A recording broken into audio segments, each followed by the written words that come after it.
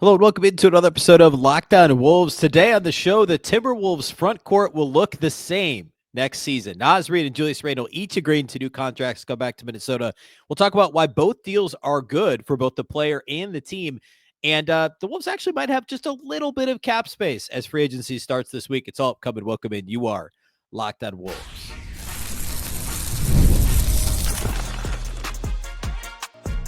You are Locked On Timberwolves, your daily Minnesota Timberwolves podcast. Part of the Locked On Podcast Network, your team every day.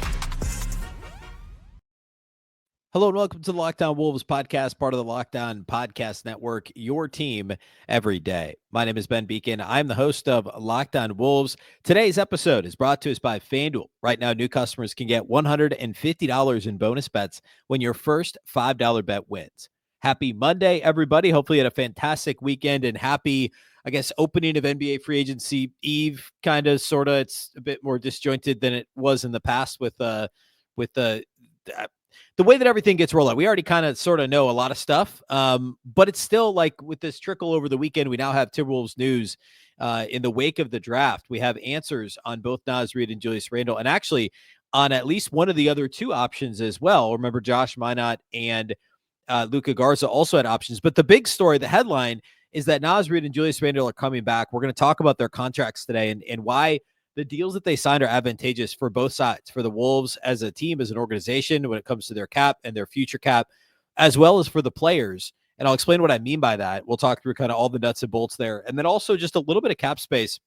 A little is I guess the best way to say that. It's not much, but it's not nothing, where the Wolves should be able to spend a little bit more than the vet minimum. That's what it looks like right now, at least, based on the estimates of how these contracts will break down. So, Nickeil Alexander-Walker is almost certainly gone. What could the Wolves potentially do in free agency? What might they try and do in free agency? We'll get a better sense for that as the week wears on here, but we'll talk about all that on the show here today. First, though, a big thank you off the top for making Locked On Wolves your first listen every single day. Of course, this show is free and available everywhere. You can watch on YouTube. You can also watch on the Locked On Sports Minnesota app, which you can get on both Roku and Amazon Fire TV. All right.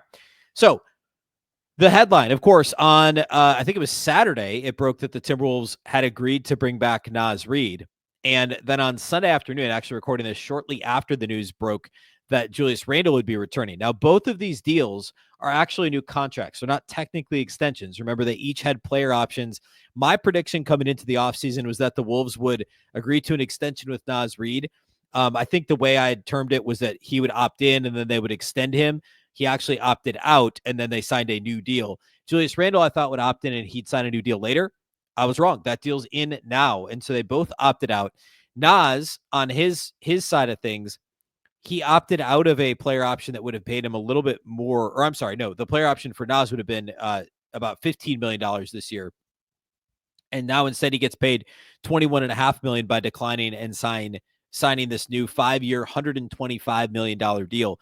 Julius Randle actually takes a slight pay cut. He was on the books, would have been on the books for $30.9 million if he'd opted in. He now gets about $30.8 million this year.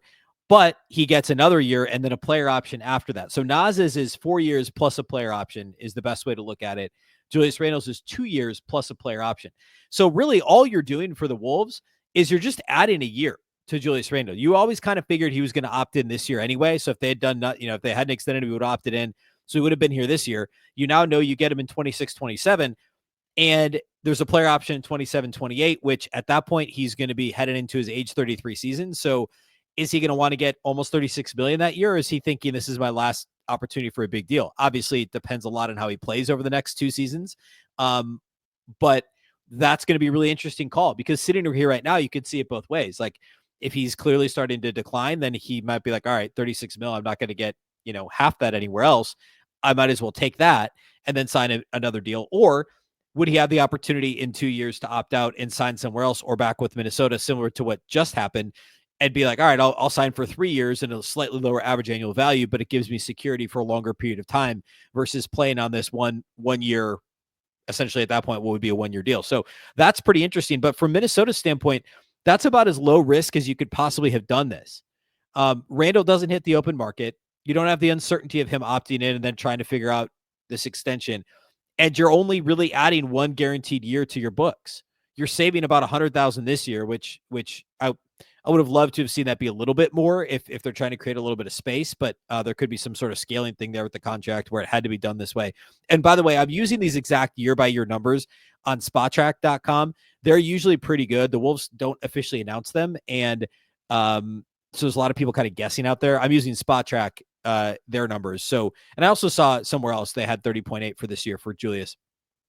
So, you're only adding 1 year of guaranteed money if you're Minnesota, and then the player option in 27-28. It's the lowest risk way Minnesota could have done this. And if you're Julius Randle, you're adding another 2 years of security, but also maintaining flexibility in that age 33 season. If Minnesota has a bad couple of years, if he plays great and the Wolves win and he wants to go somewhere else and sign and make more money for one last big contract, he has the ability to do that. It really is a win-win for Minnesota and for Randle. And I was surprised that they got it done this quickly. Ultimately, I mean, it's being reported as 3 years, $100 million, but it really is 2 years at, call it, 64-ish million, a little over 64 million. And then that player option in 27-28 for $35.8 million. Not bad value at all if you're Minnesota. And we'll talk about this with Naz too. The Randle trade is a very tradable deal. And in fact, remember, for players that sign in free agency, there is like a 6-month waiting period that you can't sign for, or you can't be traded for 6 months. And so it usually ends up being in December when you can trade those guys. And I believe the parameters of this deal, and this isn't all, again, I'm recording this like right after the deal is reported. It's not official yet, but I believe that this deal falls within the parameters of the Wolves. Like, you avoid that restriction. Minnesota could still trade Julius Randle at some point in the next few months if they wanted to. And that is a very tradable contract. It's a lot like what Minnesota inherited last year, just plus a year, right? Instead of 1 year in a player option, it's 2 years in a player option. And Randle was really good last year at a lower volume role. He obviously wasn't an all-star, but he was great in the playoffs, outside of how things closed against OKC, which you could say for almost everybody on the Wolves roster. He had a really, really strong first 2 rounds. And I think teams around the league saw how well he acclimated ultimately to playing with Rudy Gobert and playing with Anthony Edwards. So all that to say, there's trade value there. It's a tradable contract, and Julius Randle's on the back side of his prime, but still in his prime as a player. He is a tradable asset now for Minnesota. And I don't want to move past that. I don't think that's the plan, but if you're Minnesota, what do you want to do? You want to leave open as many options as possible. I've kind of seen this a bit of a straw man, but I've seen it floating around on Twitter, like this whole, I can't believe the Wolves are running it back. They got embarrassed by OKC. Yeah, but what else were they going to do? Like, Julius Randle could have opted in if you don't sign him to this deal. And, Naz Reid could have opted in, or he could have opted out and gotten more somewhere else. And like, how are you going to fill Naz Reid's minutes? Like, what are you going to do differently from a roster standpoint? You're building around Anthony Edwards. Jaden McDaniels under contract, unless they had traded for Kevin Durant, which would have been the biggest possible pivot. Like, there's nothing else. Like, what are you going to blow up a team that went to consecutive conference finals because they got stuck in the conference finals? I mean, there's so many examples throughout sports history of teams that do run it back and then ultimately end up winning. Certainly in basketball, but that happens in the NFL all the time. So like, what else are you going to do? You're going to surround Ant with a whole other cast of characters. You're not going to be better next year than you were this last year or the year prior to this. So I 100% get why the Wolves are doing this, and they're leaving all these options open. They could pivot and trade Julius Randle. We said the same thing at this time. Well, not at this time. After the Randle trade last September, there was still a pivot there for Tim Conley if he wanted it. If the Wolves are miserable in January, he could turn and trade Julius Randle. He could probably trade Rudy Gobert. I mean, the Wolves didn't want to include him in the Kevin Durant trade, which is apparently why that didn't get done. That, and obviously the lack of an extension of a desire for extension for KD or from KD. Like, obviously they're not trading Jaden McDaniels. They're obviously not trading Anthony Edwards, but like, Naz Reid's contract is also tradable. We're going to talk about that here in a second, but that's what Tim Conley is doing, is leaving these windows of opportunity open along the way. So you can pivot if you feel the need to, but there's no sense in a massive overhaul in the offseason when you just went to a second consecutive conference finals. And I get that, like, you beat a Steph-less Warriors team in the second round. Fine. The first round victory over the Lakers was still impressive. The way they ultimately dispatched the Warriors was impressive. And I don't care how you want to position it. They still got to the conference finals. And yeah, they were 7 games worse than the regular season. but it was their second best player was completely changed out on the eve of training camp. So like this is all about Anthony Edwards and what fits best around him, and giving yourselves off ramps for each of these guys, their contracts and some of these different assets you can package with them down the road. That's kind of the point right now. That's Tim Connelly's job. I want to talk a little bit more about Naz Reid's contract and that really the value of the contract and how it is a valuable deal for Minnesota, a good deal for Naz, and then also it's tradable as well if in case they need it. And we'll talk a little bit about upcoming free agency, roster spots, and available cap space for Minnesota. We'll do all that here next. Today's episode of Locked On Wolves is brought to us by our title sponsors at FanDuel. Summer sports are in full swing. Maybe you're all in on baseball under the lights, golf on the green, or high-stakes soccer action. FanDuel is the best way to make every game more exciting. You're already following the action, undoubtedly. So why not make it a little bit more thrilling? For me, it's baseball. Baseball's a ton of fun to watch, and I do watch it all summer long. With FanDuel, you can get in on the game while your friends are getting sunburned at the beach. You're at home, you're watching baseball, you're watching, maybe it is golf or soccer, and having fun with FanDuel. You can use FanDuel to track your favorite matchups throughout the summer. The app will keep it fresh with new daily promotions and fun ways to bet. It's super easy to use, and they're fast to pay out. It makes even regular season games feel like must-watch events, which isn't always the case with baseball, admittedly, but that's why I like baseball. It's fun, it's relaxing, and FanDuel can be your perfect accompaniment to enjoying baseball throughout the summer. Maybe you're placing a same-game parlay, or you're just watching a bet right into the ninth inning. FanDuel will make it feel like you're part of the action. If you're new to FanDuel, a new customer can bet just $5 and get $150 in bonus bets if your first bet wins. Open the FanDuel app today or visit FanDuel.com to get started.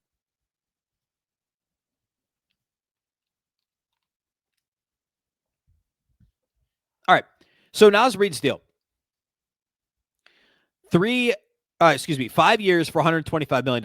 He declined his player option as well. So he now gets a raise up to $21 million this year. And so this is a new deal. And it is a 4-year deal with a 5th year that's a player option. A really, really good value for Minnesota. And here's why. Like, I've been as hard on Naz as I think is reasonable. I think I'm biased about my own approach on some of this analysis, but I think I have a pretty pragmatic approach to evaluating these players. And if you go back and listen to what I said about Naz when he was a rookie, second-year player, as an undrafted guy to LSU, I was lower on him than most because I worried about his ability to defend, and I worried about the viability of the long-range shot. Like, I thought it was great that, look, this guy can shoot threes. He's a center. At the time, he was not at the right playing weight. He needed to get into playing shape to play at the NBA level and be better defensively, but also to be better offensively. And it was like, all right, he's league averaging from outside the arc, actually a little worse than that. Just because he can shoot a three as a 6'9" guy doesn't mean he should shoot this many threes. Well, guess what? He's now basically a 40% three-point shooter. He's really good off the dribble. At the time, I thought it was, hey, he's a reasonable, 4 years ago, a reasonable facsimile of Karl-Anthony Towns. He can fill in and plug in those minutes when Cat's inevitably in foul trouble, which he often was. But Naz has turned into, he's not the same player as Karl-Anthony Towns. He is more dynamic off the dribble. He's, I think that's probably the biggest difference. He's actually more switchable on the perimeter, although I would argue pound for pound, they're similar impact defenders, but they do different stuff. Naz, like, he needs to be better in the playoffs. Full stop. He also needs to be more consistent defensively. Full stop. Both of those things are true. That said, $21.5 million this year for Naz Reid is a good price. And guess what? So is $23 million next year and $25 million 3 years from now. I mean, 3 years from now, Naz Reid, like, look at 27-28. So not this year, not next year, the year after. Naz Reid, as it stands right now, would only be the 5th highest paid player on the Timberwolves. That's not bad for a guy that undoubtedly would have gotten more on the open market in a year where team more than Brooklyn had cap space, right? Ant's going to be making north of $50 million. Gobert's got a player option for that year, which I would assume at this point he opts into. That's $38 million. So I'm assuming the player option. That's also Julius Randle's player option year, $35.8 million. And then Jaden McDaniels is making $28 million that year. Naz will only be making $25. That's 13% of the projected cap for 27-28. Naz Reid getting 13% of the cap is not a bad thing. I mean, he is essentially their 5th best player. Like, that's kind of the idea, right? He may actually be better than that.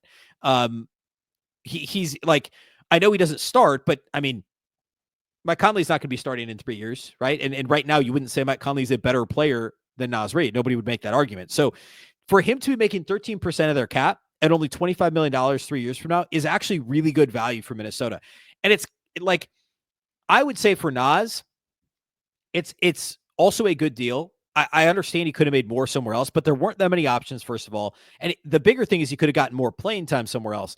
And the part that's most interesting to me is he agreed to this deal knowing that, hey, look, at the bare minimum, Rudy Gobert and Julius Randle are both here for 2 more years.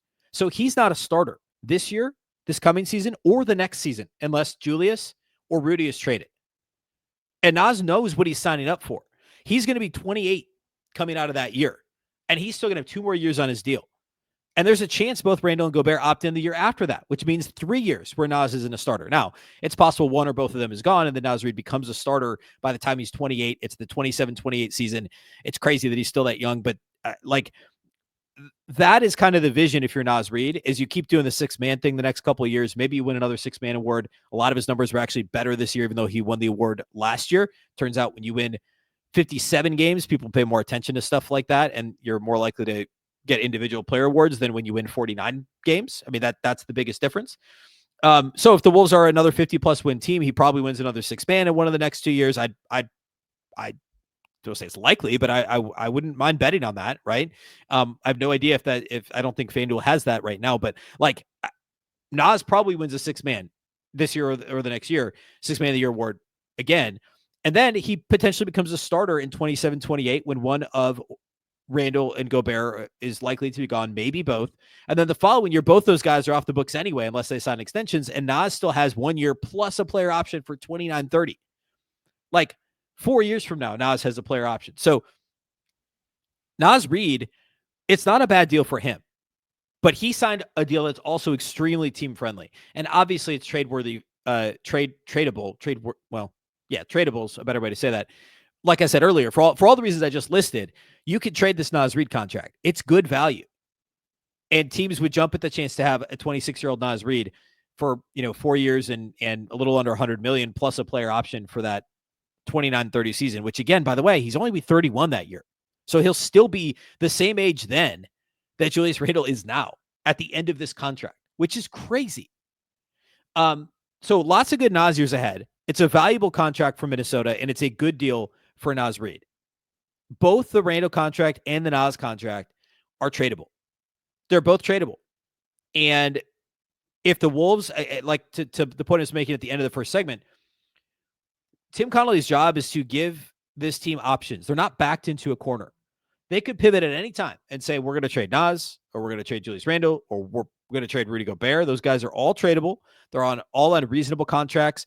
And then they've got lesser trade chips as well, like Dante DiVincenzo, 2 years left and basically 24.5, almost 25 million.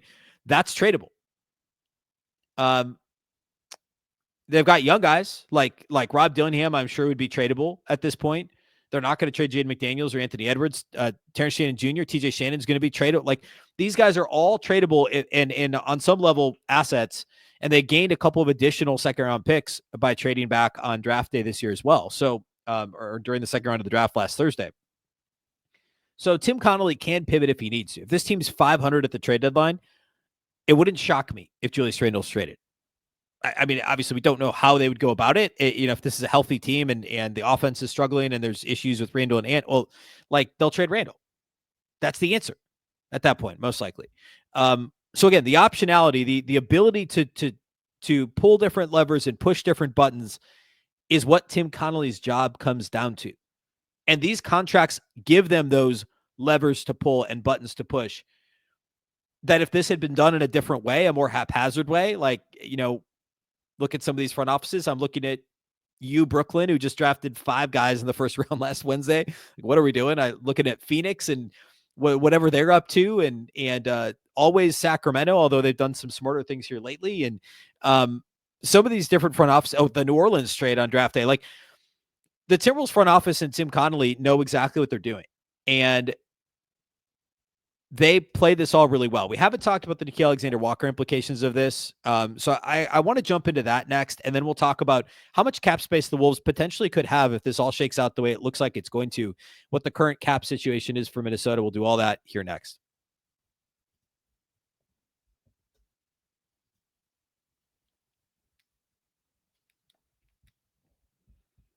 Okay, so the Timberwolves are, now that they brought back Naz Reid and Julius Randle, I've said all along, my prediction was both guys would be back next year. I thought the Randle extension would take longer. I thought the not, and it, again, semantics, it wasn't technically an extension. It's a new contract. I thought Randle would opt in and then later get an extension. I thought Naz would sign a new deal immediately. So I was mostly right about that. And I thought Nickeil would be gone. I appear to be right about that too. I know John Krasinski's reporting that Nickeil is gone. I think there's technically a way they could bring him back, but I mean, he's going to make so much more money out on the open market, and sign and trade is a possibility. And good for Nickeil. So there's obviously a couple things to this. When Nickeil Alexander-Walker came to Minnesota as part of the D'Angelo Russell, Mike Conley trade, he was absolutely a throw-in. I treated him as such on the show. Like I didn't have a whole lot of hope for a guy that hadn't shot as well as he was supposed to, hadn't defended as well as he was supposed to, a 3-and-D guy who was miscast as somebody who would try and be more of a scorer, both in New Orleans and Utah. That didn't happen prior to coming to Minnesota, and I didn't think it was going to happen in Minnesota, and I was wrong. He was outstanding the last couple of years. Minnesota re-signed him that summer to, like, what was it, 2 years, $9 million, 2 years, $9.5 million. An absolute steal the last 2 years for Minnesota. I'll never forget, one of my favorite moments of the last two playoffs was Nickeil just absolutely strapping up to lock down Jamal Murray at the timeline in that whatever game, it was a game one of the Denver series, but just like absolutely locking him down.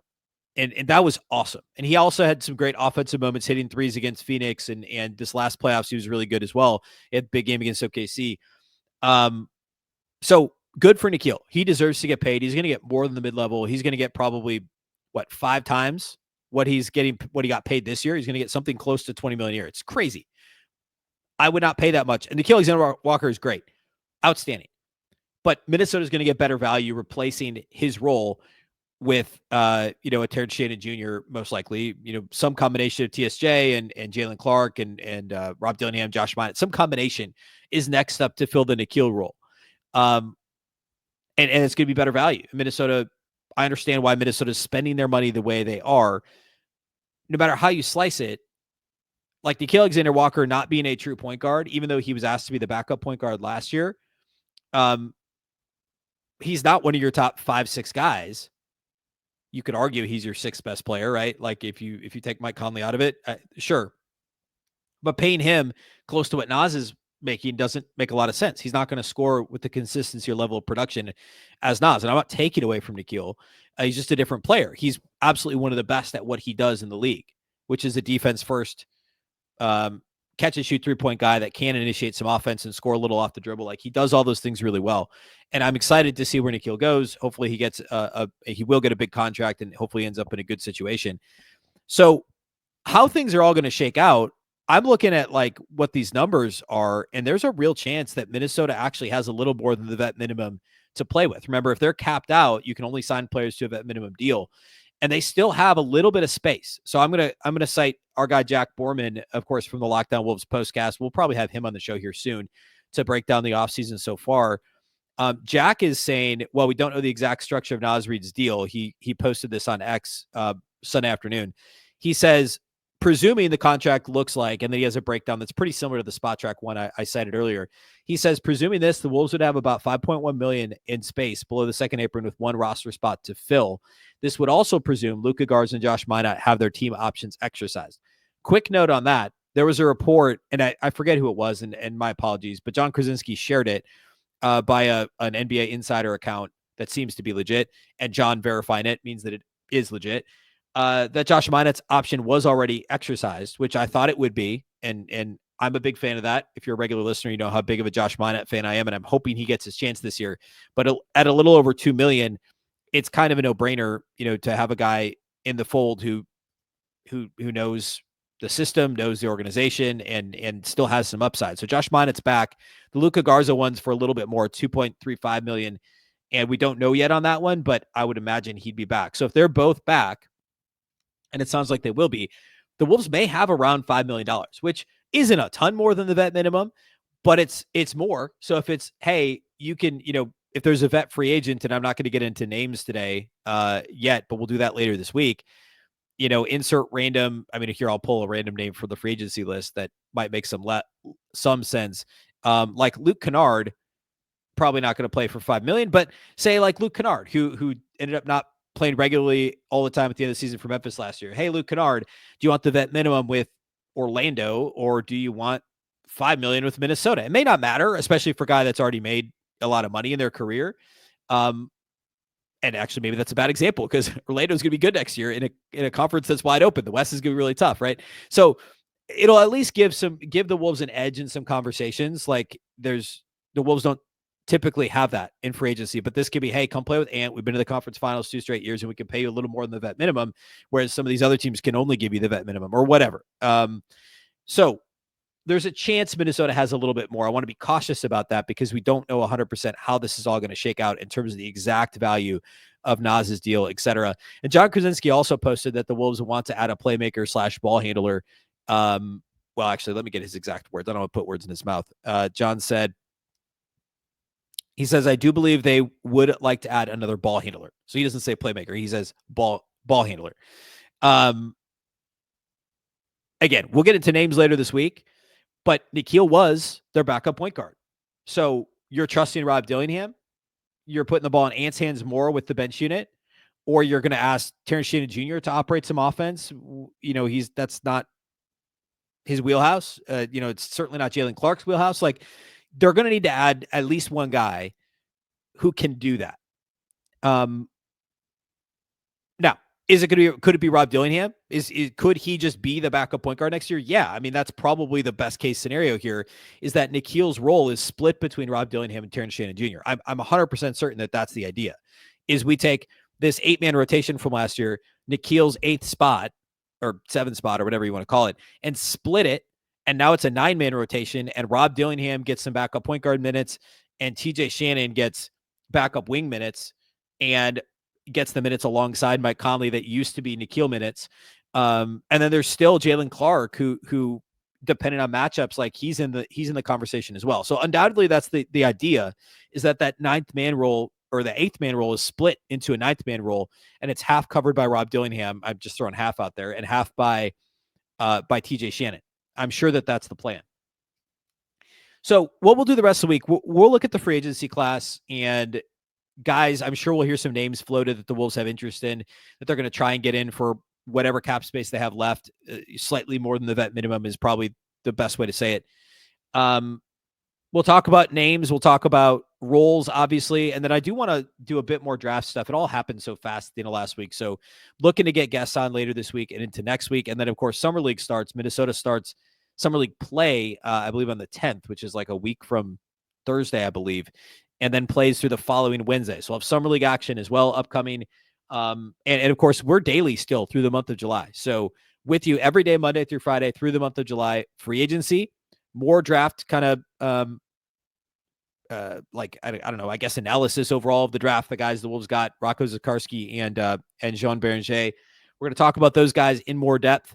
We're also going to talk about Summer League, of course. Looking forward to that. We'll talk to our guy, Andrew Dukowitz, is going to be traveling to Las Vegas. And so we'll talk to him on the ground in Vegas, talking about how Summer League is going for the Wolves. Always interested in who's on the Summer League roster. So that gives us something else to talk about in terms of, what does this roster look like? I'm sure going to be some college names everybody recognizes, maybe some Iowa Wolves names there always are that people will recognize. So we'll talk about all that here in the next couple of weeks as well.